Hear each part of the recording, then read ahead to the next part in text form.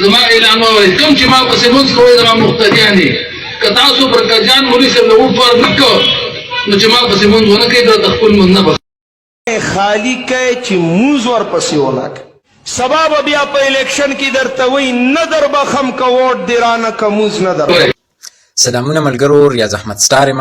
زه نه پوهېږم خو په دې خبره کلک شور یم چې زموږ راتلونکی مستقبل څه دارنګې دی دا واورئ.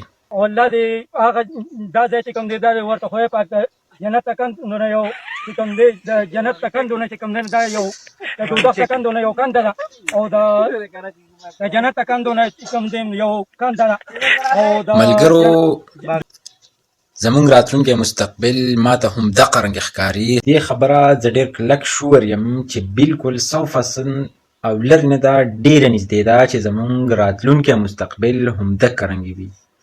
د دې څه ډفرنټ کازز دي، وجوهات دي، زه در سره شیر کوم. نمبر فرسټو، مونځ یو مذهبي او دینی فریضه ده کوم چې په هر چا باندې فرض دی، نارینه دي که زنانه دي. او ما چرته نه دي اورېدلي او نه په قرآن او نه په حدیث کې شته چې مونځ مشابهت یا د مونځ موازنه د ووټ سره شوي وي. صحیح شوله؟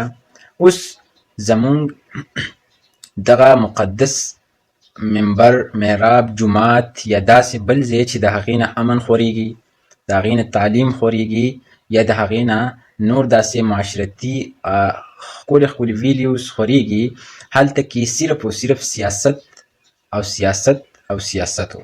صحیح شوله؟ د دغه جومات نه، د دغه منبر نه د امن خبره کیږي، د دغه نه د دین خبره کیږي او د دغه نه د اسلام خبره کیږي، د احکاماتو، د حقوق الله، د حقوق العبادو. خو اوس داسې نشته. اوس د دغه ځای نه هم بالکل 100% تاسو سره شیر کوم سیاست سیاست او سیاست و. مونځ نه بخم که چا پلاني له ووټ ورنکړو. صحیح شوله؟ دا سیاست نه دی، زما په خیال دا بل څه دی. ټیک ده؟ نو د دغه ځای نه که چېرته کې دا خبره وشي چې پلانې دعا د پلاني کار دپاره ده یا حقوق الله څه ته وایي، حقوق العباد څه ته وایي، اوټ او دا چې کوم دی دا د لیډر کار دی، د سیاسي کس کار دی. ټیک ده، اوټ هم یو قومي فریضه ده، خو په هر ځای کې ووټ او ووټ نه، او په هر ځای کې بلکې اوس دی وایي چې زه ورته مونځ هم نه بخم چا چې پلاني له ووټ ورنکړو. صحیح شوله؟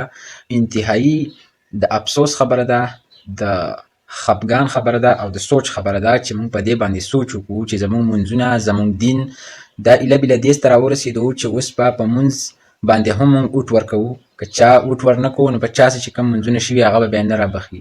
ډېره زیاته د افسوس خبره ده ملګرو. دغه ویډیو مې تاسو سره شیر کړه په دغه نیت چې سیاست نه لږه ډډه وکړو او خپل دین، خپل مذهب سره اټیچ پیدا کړو، د هغې لپاره د هغې زده کړه وکړو. صحیح شوله؟ د امن پیغام ورکړو، د مینې محبت پیغام ورکړو.